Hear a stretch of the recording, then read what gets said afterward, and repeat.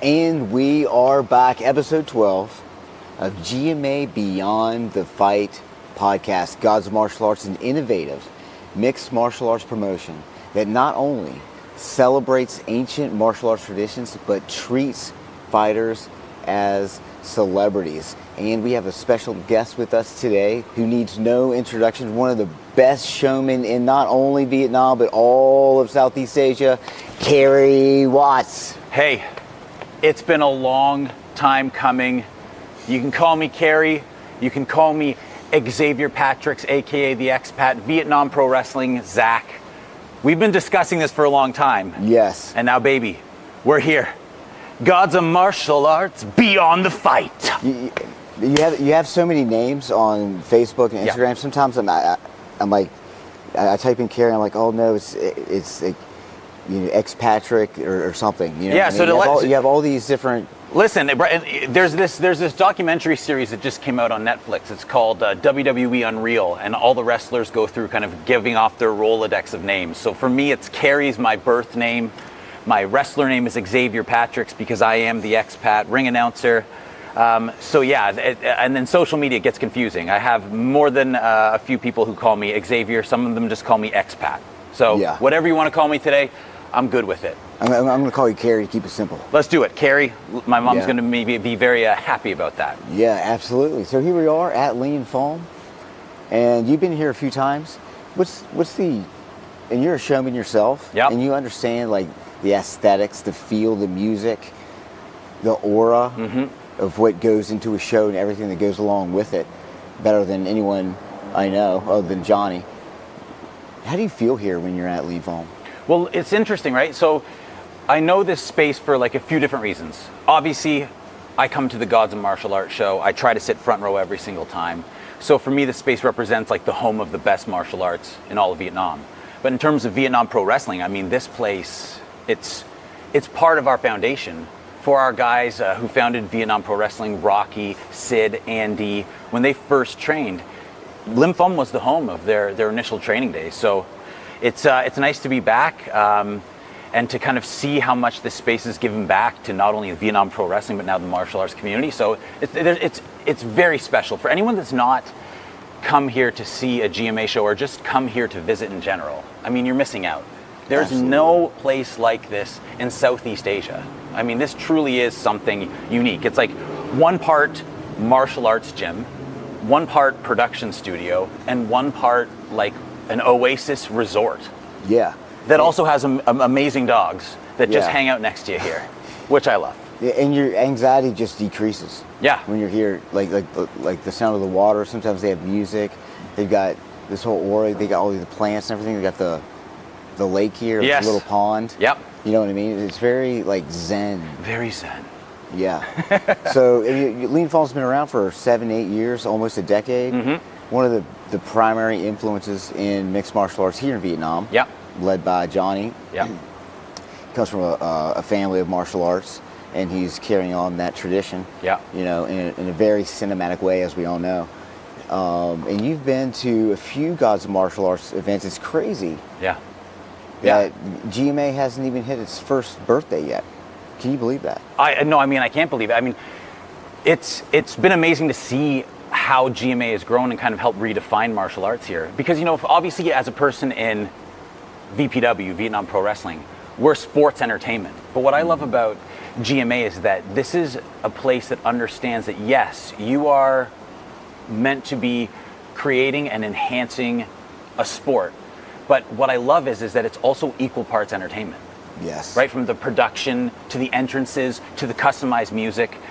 To me, it resonates a lot because that's what we try to do in pro wrestling. Mm-hmm. It's not just about what happens in the ring. It's the stories behind each matchup. It's the entrances. It's the way that you incorporate the audience. And you could see at any GMA show, it's electric, and that's an atmosphere that I actually thought that I was proud to think that VPW was like the home to the most electric audiences. And GMA, I would say, is equal to that, People are on their feet, they're cheering. And it's really nice to see how it's equal parts sports, it's equal part entertainment. And the winners at the end of the day, I always say this, the winners is the fans, right? People sitting in the seats. And that's our number one focus of VPW, is like fan focused. And oh my gosh, Like the GMA's home to fan-focused live entertainment. I mean, GMA does such a great job. Yeah. Let's say you don't know anything about martial arts. Yeah. You know, especially the GMA 3, which was at Ho Tram last year. You have stories of both fighters taken from interviews days before, professional production. The audience is emotionally involved before the fight starts. Yeah. So it doesn't even matter if you know martial arts or not. You are connected. Yeah. You know, just like VPW. VPW fans are a part of the show. Yeah. They are a part of the show. And you saw last night at GMA 07 that it was electrifying. Yeah, I mean, well, if you can make, with pro wrestling, one of the things is like, you want someone to either love you, to hate you, and the worst thing that an audience member could be is indifferent. So that means they don't have an opinion no matter who wins. And that's like, that's not what you want in pro wrestling, right? And so what I loved about what GMA is doing is that they build a connection to the fighters. And it's not that you have to love or hate anyone, it's that you feel a connection to both people that are in the ring. You understand the sacrifices that they've made, coming from whether it be Myanmar, from Vietnam, or beyond, right? You have a certain type of connection to what they've given up to be here and fight on that stage.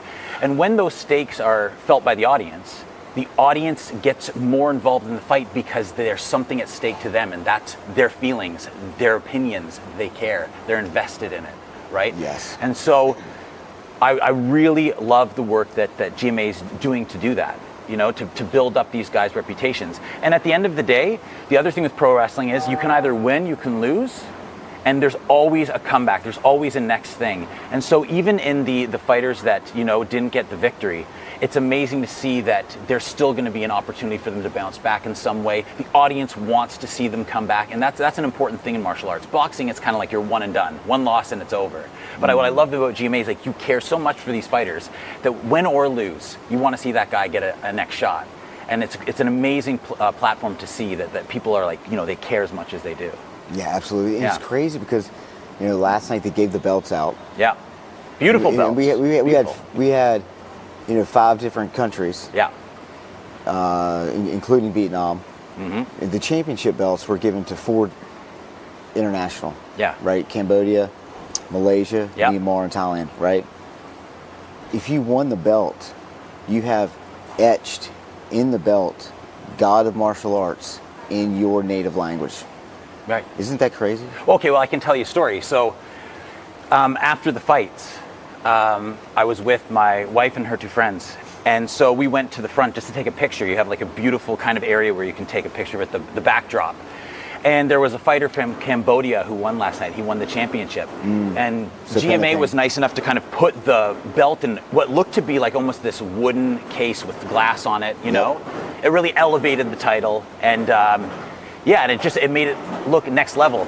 And so we said like, hey, can we get a picture? And the guy took a picture for us, but then we're like, actually, we want a picture with you.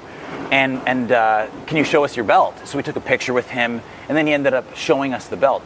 And there's nothing more beautiful than seeing, you know what I mean? Like when you see like a human spirit realize they've achieved something wonderful, right? And the belt is just a physical object, but it was a sign that he's done something amazing. And it was so awesome to see him like hold this up with pride and realize that kind of everything he's done before that day, it was worth the sacrifice to get that moment and to be validated. He was so humble. It was almost like he thought like it was bothersome for us to ask him to hold the belt up. You know, he's like so humble. It's like, no, we want you to like, no, we're marking out. Marking out is a wrestling term for like fanboying out.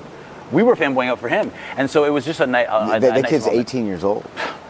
Wild. 18 years old and already a prodigy in Cambodia.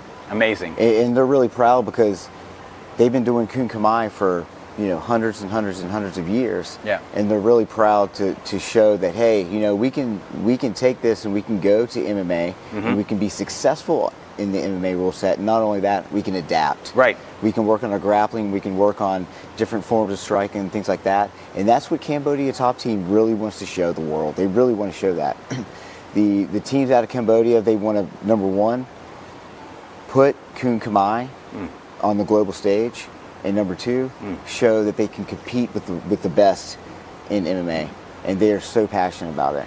And Cambodia Top Team is one of the better examples. Well, to connect that to kind of what I'm doing with Vietnam Pro Wrestling, so obviously like we're Vietnam Pro Wrestling, but we do feature talent from places like Malaysia, Thailand, Philippines, Singapore.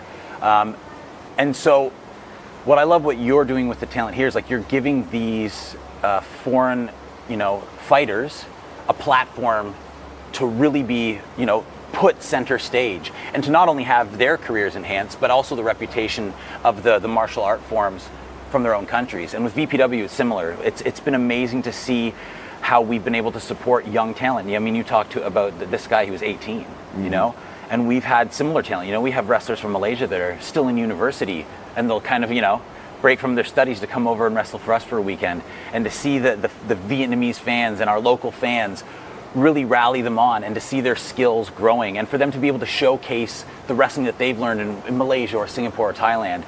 It's just like it's a beautiful thing because, whether it be martial arts or pro wrestling, you're really collectively celebrating and sharing culture. Yes. And I mean, it's just been nice to see that what GMA is doing to kind of platform these individuals, we try to do the same thing. And there's nothing greater than seeing the face, for us, the wrestlers, for you, the fighters, nothing greater than seeing the smiles they get after realizing, like, I can't believe I did it. I'm one step closer to, becoming where I want to be, and whatever that might be, their trajectory. So yeah, it's beautiful. Yeah. So, I mean, I have a few questions. Let's hear it. You're one of the most passionate people I know about anything. But in terms of showmanship, right? Where did you get this passion from on putting on shows, and how do you approach putting on shows, and how do you find the people that are passionate about it, and how do you build this, and how did you get Jericho here, and things like that? There's a lot, yeah. And anything happened when you were young that contributed to this? What is it? Yeah, so I think, so there's a couple things. So one, if I were to go back in my working memory, all right, everybody knows when you're like a baby, until you're like 3 years old, it's a little bit of a write-off, you don't really remember much. But if I were to kind of go back into my memory bank and think about one of the strongest first kind of like form memories, it would be WrestleMania 6. Hulk Hogan, rest in peace, versus the Ultimate Warrior, rest in peace. It was in my hometown, Toronto, Ontario, Canada. I wasn't there live, but I remember seeing a VHS. My Uncle John showed it to me. And I got to see for the first time these two titans, these two muscular men, no CGI. How old were you? I mean, I guess I would have been 6, 5 or 6, right? Wow. So I was quite young, but I remember just sitting there and seeing these two. They were both superheroes, both good guys. And in front of the sold-out Skydome, a place that I would see the Toronto Blue Jays, the crowd screaming and cheering, both wanting either one to win. And it really resonated with me, because before that time, I didn't really know that you could kind of behave like that. I grew up in a town called Barrie, Ontario, and it was wonderful. Like, I have some of my best friends there, my family's there. But it really opened my eyes that, like, Ultimate Warrior had face paint. Hogan's doing the whole ear. And that was kind of my first entry in terms of pro wrestling coming into my life. And it's been part of my life since that time. And then the second thing would be in terms of showmanship. On my feet right now, I have Ace Ventura shoes. Okay, so for those of you who are unfamiliar, Ace Ventura was the breakout film for a Canadian actor, Jim Carrey. Yeah, of course. Okay, so one of the biggest comedic actors of all time. And I remember seeing that as a kid, everybody on the playground doing the, alrighty then, and the big facial expressions. And that was another time where I realized that, cartoon characters are not just cartoons. Like, you could actually kind of be theatrical and over the top. And so when I was younger, I started to kind of be a little bit more of an entertainer and try to be like Jim Carrey and flex and do my wrestling stuff. But the thing that I always was worried about was I always thought I just didn't have the physicality to be a wrestler. I was worried that I wasn't tough enough. So my passion took me towards the theater realm. I went to an arts high school where I focused on drama. In university, I studied theater, where I kind of learned about how to produce shows and act and writing. And I ended up pursuing acting when I was in Toronto. I had the Really? opportunity. Yeah, I did some film and TV work. I guess that some big things that some people might know. I did a show called Ride the Cyclone, which is a big musical theater show now that was based in Canada. I did a show called Beyblade, where I was like a voice for this popular Japanimation show. So the acting Can thing. we find this on YouTube? Oh yeah. Oh sure. Oh man. Yeah, there's Ride the Cyclone stuff, and there's things in terms of Beyblade for sure. But in terms of acting, I felt like I was a bit trapped. There's always an audition around the corner. And so I really knew that I wanted to move abroad. So I moved to South Korea for a year, liked the teaching aspect of it. How old were you? At that point, I was in my late 20s. And so at that point, I liked teaching and I liked living in Asia. Came back, got my teaching degree, and then came to Vietnam, 2015, to become a drama teacher. 10 years ago. Yeah. And then this is kind of when my life in terms of getting back into pro wrestling took a turn. It's 2017. 2017, I'm looking online to see if I can kind of find some wrestling community. You know, is there a group out there that also loves wrestling as much as I do? And I stumbled across the Saigon Pro Wrestling Club. They were training right here, Linh Phum. And they told me they had a show. And so I said, I'll get 30 tickets. And the founder, Rocky, he said, no, you can't bring 30 people. And so I was a little bit kind of like, well, how many can I bring? He said 4. Which is odd, right? You'd think, I could bring 30. He wanted 4. And so he told me the location. It was a dusty gym in D10 where they were doing judo. The mat was rock hard. And I came in with my wife and 2 other friends, and we watched for the next, 45 minutes to an hour. Some of the guys who are still in VPW today bounce around on a judo mat, kind of wearing tights with wrestling entrances, giving it their best. And that was the first time I was introduced to the guys. And that was one of their first ever shows. But little did I know that they would kind of become what they are today, which is the fastest growing pro wrestling promotion. Yes. And I mean, there's a long story to it, but in terms of going back to showmanship, So after that first show, Sure. you saw Rocky. Yep. And was it his first year doing VPW? Yeah, so that's a great question. 2015 is when they started. So Rocky, the founder of the company, after high school realized that he wanted to become a professional wrestler. But there was no one really doing it. So he reached out, to see if there's people who might want to train with him. And he discovered some of the people who are still with today. The Prince of Wrestling, Sid and Win, the National Treasure, Andy. And they trained at Linh Phum, but they used YouTube videos as opposed to having a head coach. And they just were a club, and they wanted to practice moves. It was then over time they started to kind of build their skill set up. They started to get to train with some people in Da Nang and had someone come here and train them in some parks. Yep. But then I saw them in 2017, and it was very inspiring. In 2018, though, I left Vietnam. And it was at that point that those guys really started to get the ball rolling. They started to increase their shows. They did them in dance studios, and they would start to draw crowds. Still no ring, but they had a little bit of a crash mat, you know what I mean? And that's when one of our head of creative, Jody, discovered them and helped kind of form their storylines and build them up from that perspective, the creative side.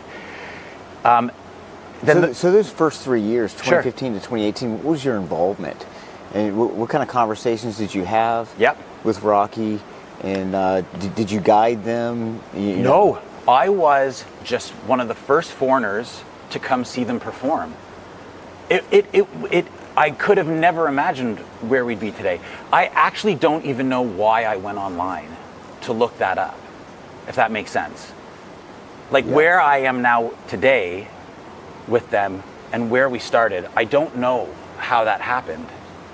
So that's been one of the weirdest things, is kind of like, I guess you could look at it as like fortuitous or fate, but it's one of the weirdest and coolest things ever that we ended up becoming where we are today. Incredible. I mean, easily top 10 in the world. You've got like the ones in America, Sure, like WWE and things like that. Outside of that, yeah, what are the top 5? So outside of America. So there's tiers, right? So you could look at like the top tier being kind of like the WWE. That would be number 1, right? Yep. Then you have places like TNA, and then you have AEW, All Elite Wrestling, where Chris Jericho's at. And then from there's kind of bigger independent promotions. And in terms of Southeast Asia, I would say that from a global scale and world recognition, we'd be number one and the fastest rising, right? We have some of the biggest crowds. And we've just been very fortunate to have some people enter our lives that have helped us get to that place. I mean, to kind of go back to in the story, when they were wrestling in dance studios on a mat, that wasn't ever going to get them to where we are now, right? They needed a wrestling ring. Mm-hmm. And that's when a woman named Viva Van, she's now part of All Elite Wrestling with Chris Jericho. She's Vietnamese American. She found them online. She found Rocky and Sid and the Saigon Pro Wrestling Club, they were called at the time. And her and a Japanese wrestler named Sumi Sakai, alongside VPW, well, Saigon Pro Wrestling Club at the time, they did a GoFundMe. And they got all the money they needed to fundraise the manufacturing of the first ever pro wrestling ring in Vietnam history. That is incredible. Insane. Yeah. And again, it goes back to fate. Like, how did Viva think to look online, and what prompted her to do that? Yeah. And then it ended up getting them a wrestling ring, which is what has allowed them to be where we are today. You know, because the ring is the stage. Exactly. You know? Yeah. So you left in 2018, then you came back. I left in 2018, and the intention was for my wife and I to stay in Canada. Obviously, 2020 rolls around, we get the pandemic, which upended many of our plans. I was teaching drama, she was teaching at the same time, but we kind of looked at one another and we thought, maybe we should move abroad again. And the first place we wanted to go to was Penang. And then my wife, she goes, Bernadette, she goes, what about Vietnam again? We're familiar with it, let's go back there. So we ended up coming back out here, and while in lockdown, I reached out to VPW. They now had a ring. They had nothing, they could do no show because they were locked down. And I said, you guys have some matches. Do you want me to do some English commentary? And obviously they're a bit hesitant because they're kind of like, we know who you are, Carey, but like, why, you know? So I just did it. I just did commentary for them and sent it to them and said, here's what it would sound like. And they said, yeah, can you do more of that? So I did that. And then after lockdown, when the country was still locked down, but people were able to do live events, they asked me if I would do some ring announcing. And that's really when I started to get more involved. And I created the character Xavier Patrick's, the expat. And you were kind of shaping VPW, right? Would you say that? Were you kind of like a visionary? You saw some, I mean, they were doing this one thing, but I mean, of course you have more of a global perspective and you have this experience. Would you say that you kind of had a vision and you were connecting the dots, ideas bounced off each other, multiplied? You know what? Well, it's interesting. It's probably similar with GMA. Like, everything has been a team effort. Yeah. So I would not be able to be in the position I was in unless it was the guys who gave me the opportunity. And for Jody, the head of creative, to welcome me in as well. Yep. But for me, like, my skill set is that I have to be the dreamer, and I realized I could be the person to have the ruthless, almost ambition that maybe some of them don't see in themselves. Yes. I was never going to become a professional wrestler, you know, but I believe that they could. And I believe that they had the opportunity to be where they are today and even beyond that. So it's almost like being like a father or a big brother and thinking like, you don't see your potential, but I do. Mm-hmm. But when it comes to where we are, it's 100% a team effort. Right? We would not be here unless it was for the work that the guys put in the ring, much like your fighters. You know, you can put all the bells and whistles. I can have all the vision I want. I can put all the plans that I like. But if it's not what happens in the ring that is keeping people coming back, then we don't really have much of anything. But in terms, it's been the most inspiring, hard, emotionally turbulent thing that I've ever done, because you know, there's so many roadblocks, as I'm sure that, you know, GMA will probably face and they already have faced, but I always keep telling myself, just like the Cambodian guy, right, when he's holding the belt, right, it's like that took years for him to get there, and now he's got the reward. And for me, it's like, I know it's never going to be an easy path, but it's been rewarding to kind of chip away and build something beautiful. Yeah, for sure. Yeah, absolutely. I really want to get pick your brain on, like, how do you improve the shows every time? Like, what is unique about VPW that you really focus on? And because a VPW show, a lot of people are like, oh, it's just pro wrestling, it's just fake wrestling, whatever. You know what I mean? And the first time I went, I was like, yeah, I like it, but I'll go. But there's so much energy in the crowd. Mm-hmm. Like every single person there, all 500 people are just as much a part of the show as the wrestlers are. Right. How do you make that happen? And then we'll lead into comparisons with GMA. Okay, so my thing is always this: under promise, over deliver. So we know that in the context of Vietnam, as you suggested, right, people are going to walk through the door, and if they've never been to a show before, they might have a negative understanding of what wrestling is. Yes. So what we need to do is not say, it's going to be way better than you think, or, no. Come in with that expectation, we welcome it, right? Because we're going to over-deliver. I don't want to over-promise, I want to over-deliver. So that's one thing. The other thing is like, how can we make it fan-friendly from start to finish? So when you walk in the door, just like you have a photo booth, right? We have Eddie's diner there with food. We have our merchandise. The wrestlers are there taking pictures with the fans. You can talk to the wrestlers. You can talk to the wrestlers. You can take pictures. They'll sign autographs. You can grab a beer from Heart of Darkness. And then from bell to bell, from the moment the show starts to the moment the show ends until everybody's outside of the door, right? Our goal is to make sure that the show never lets up. Keep the pace up, keep the fun up. And for the wrestlers, the big thing that I think has helped us grow is to always constantly encourage the guys to work the fans, right? Wrestling, MMA, you have to focus on your opponent, right? As soon as someone turns to the crowd, you could be in danger of getting knocked out, whereas wrestling is different. If you lay one in, and then you go to the crowd, and if you're a bad guy and you kind of go like, what do you think about that? Or if you're a good guy, you point to someone and you're like, that's because of you. I got that shot because of you. That's the connection that pro wrestling needs, and what makes it special. And so I think our guys, like their level of dedication, their performance, and then I have to give tips of the cap to Jody. He's our head of creative. Yep. And that's something that really differentiates us in terms of like what I see like other promotions do. Jody is constantly thinking about ways to reward the fans.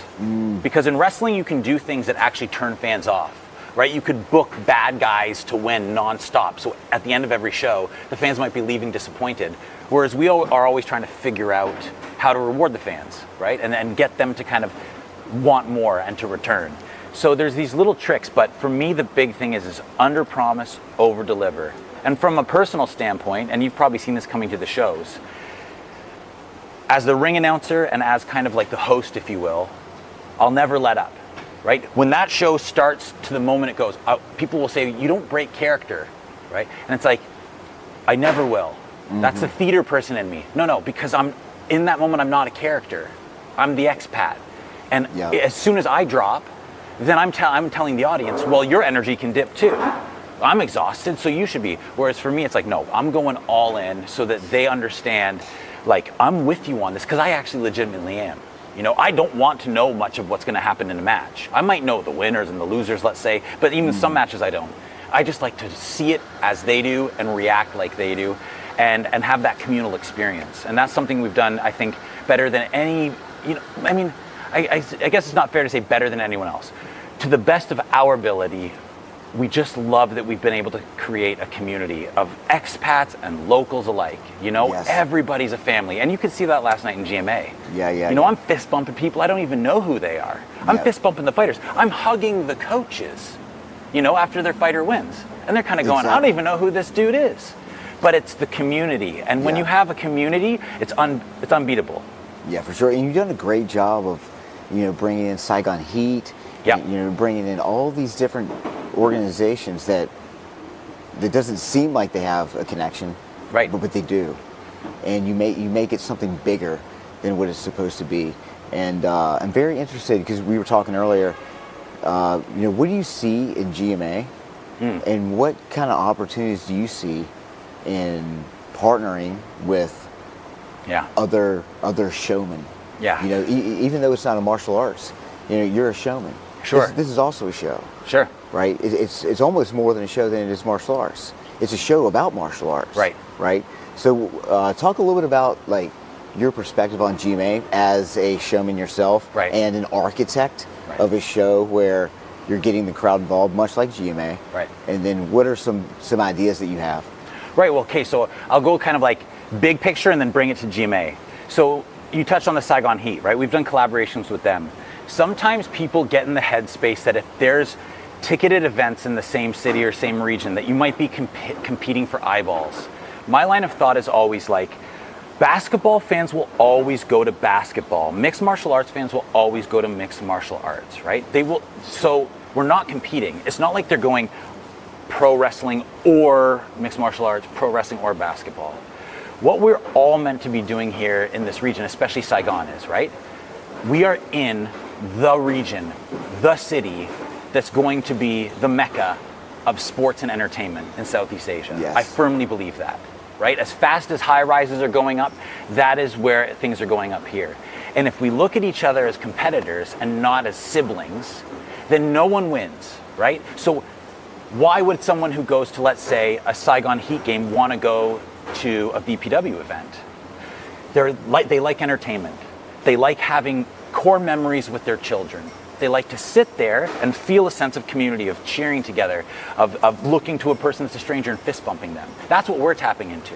So when we bring Saigon Heat there, I'm not saying like go see this guy because he can dunk. What I'm trying to do when we bring the Heat to our games is I'm trying to say go to a Heat game because you'll have an equal amazing time with your family and your friends, right? Whether you like basketball or not, it doesn't matter. It's the communal experience. And so with GMA, every time I come to a show, I think to myself, that's where we align, right? To me, it's so obvious. It's that you guys are building a community. I saw kids here. I saw elderly people here. I saw all genders here. And what, it's not about being a fan of fighting. It's about being a fan of entertainment and community and joy.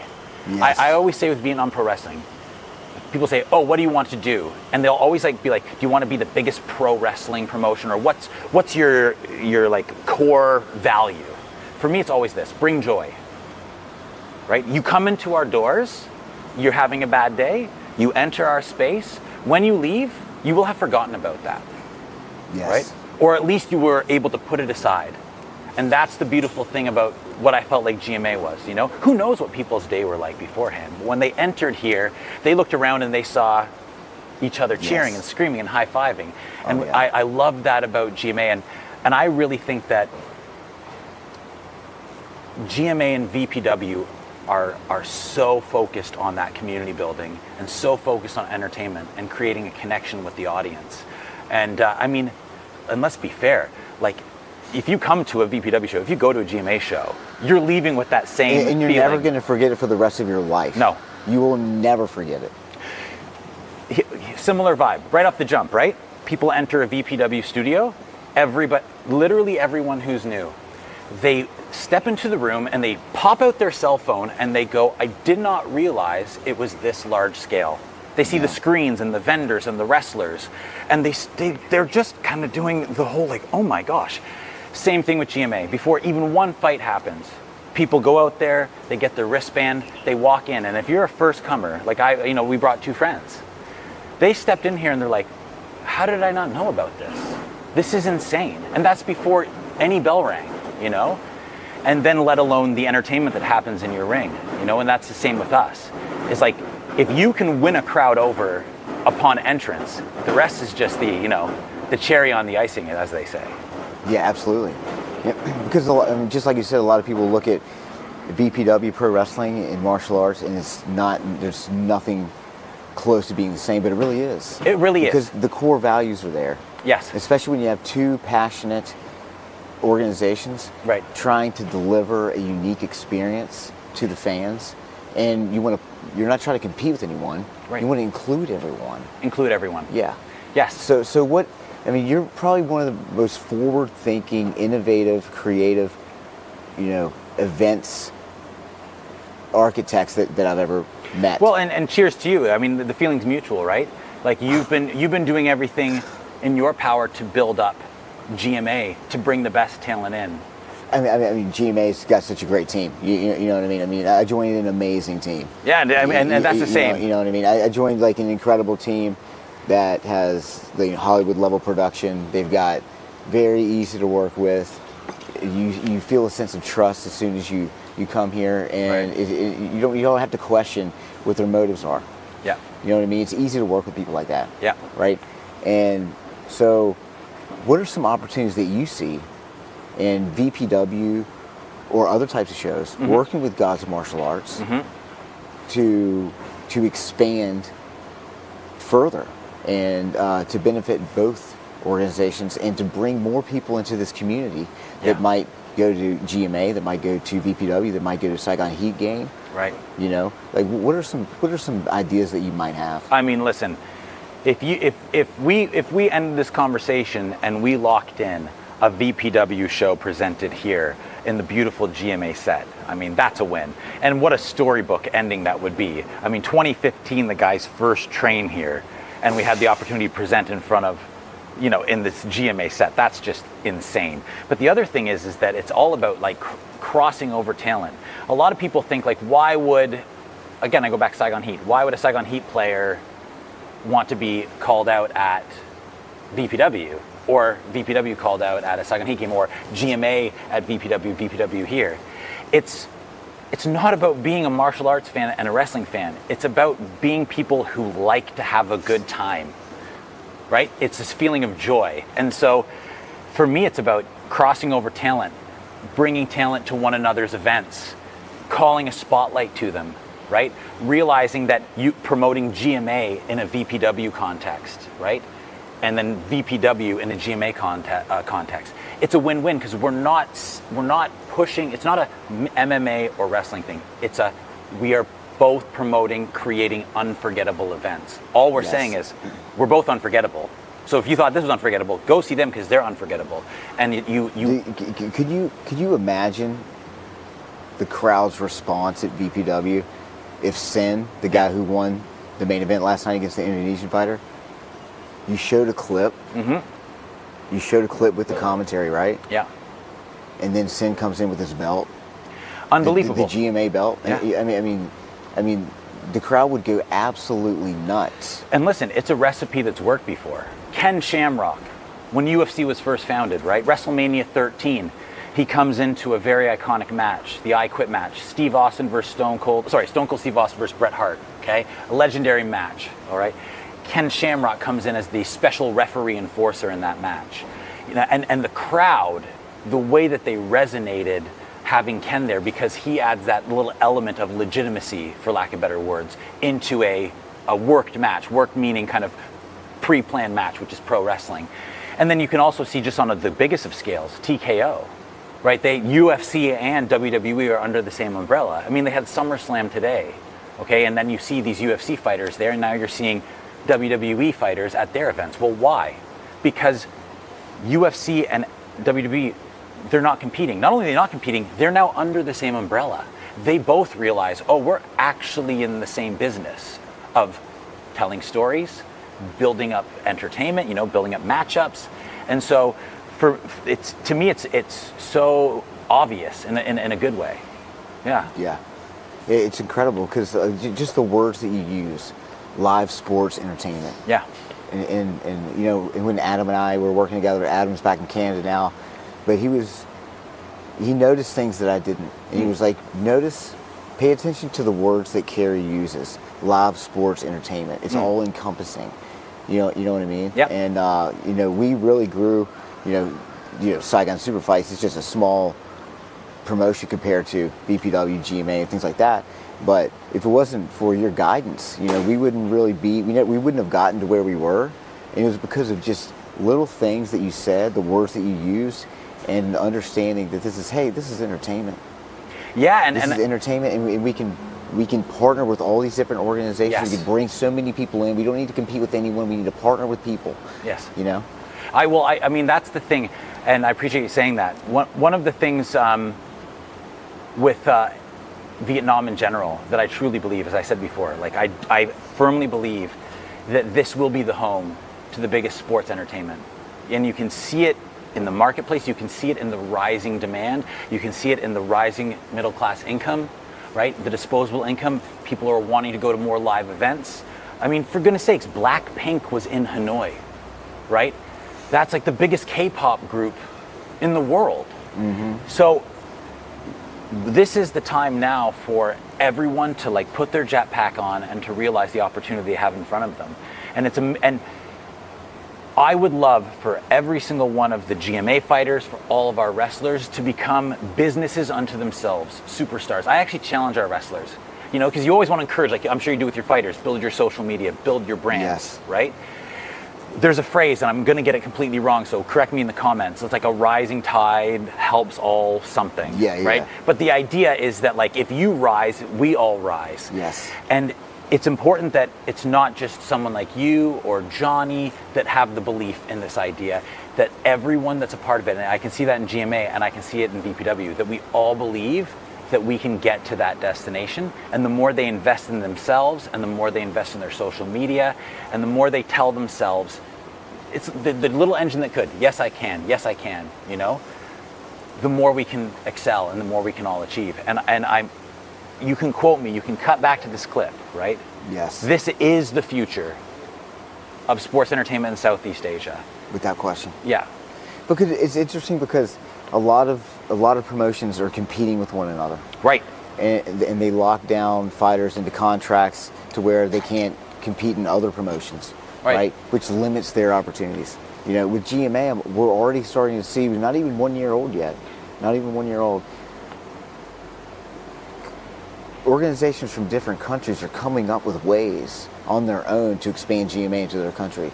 Myanmar, Cambodia, and Thailand just this week already have ideas. How can we create a road to GMA? How can I help find a venue for you, Johnny? How can I help create a pipeline for Myanmar fighters to go into GMA? You know, because GMA just presents itself as a partner organization that wants to elevate everyone else. Okay, you know well, what I mean? Let me add to that, right? So there are kind of like two types of people. Maybe there's more, but in my head right now, okay? So when some people think about competition, their default mentality is, I want to stop you.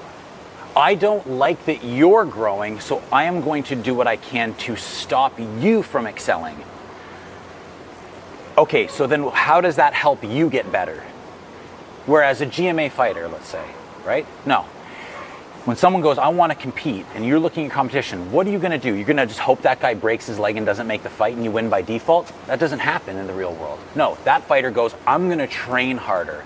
I'm going to think more creatively. I am going to find the hole in your game so that I can beat you. That's what competition should be.